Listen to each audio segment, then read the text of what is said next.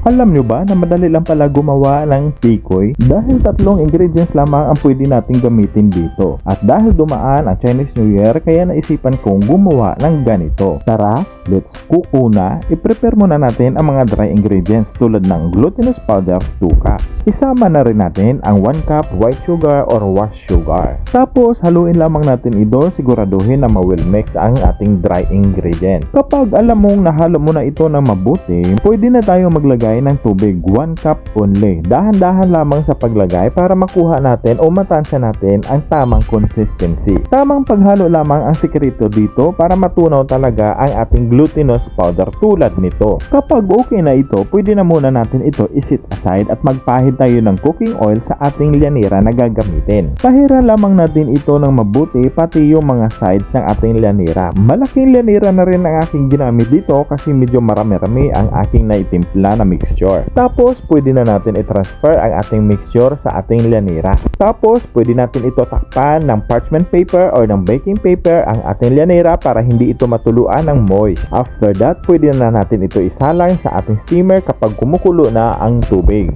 Tapos, takpan at hintayin lamang natin ito ng 30 minutes to 40 minutes. Makalibas ang 40 minutes, pwede na natin ito i-check gamit ang ating toothpick. Tusukin lamang natin ito at kung wala nang nasama, it means okay na ito. Pwede mo lang din naman ito i-check gamit ang iyong mata kasi malalaman mo rin naman kung pwede na ito o luto na. After that, i-rest na muna natin ito o hintayin na lumamig bago natin ito tanggalin sa ating lyanera. Gumamit na pala ako dito ng panungkit kasi masyado siyang madikit sa ating lyanera. Tapos, pwede din natin ito ilagay sa ating plastic and then hulma-hulmahin lamang natin ito according sa size na gusto natin o shape. Gusto ko nga sana circle shape siya pero dahil naging oblong siya so go na lang tayo sa pag-oblong niya. Inilagay ko nga pala ito sa ref ng overnight bago natin ito hiwain tulad nito at saka lutuin. Madali lang din naman ang proseso ng pagluto nito dahil basic lang ang gagawin natin na pagluluto. For sure, alam nyo rin naman kung paano magluto ng tikoy. Isinasusaw ko lamang ito sa itlog. Isawsaw lamang natin ito ng mabuti at siguraduhin na na-coat ang bawat side ng itlog bago natin ito iprito. Sobrang na-amaze din ako dito sa aking ginawa dahil hindi ko akalain na ganito lang pala kadali at kasimple gumawa ng tikoy. At mas masarap pa dahil pure glutinous powder talaga ang ginamit natin. Ito na ang ginawa natin na tikoy na 3 ingredients lamang.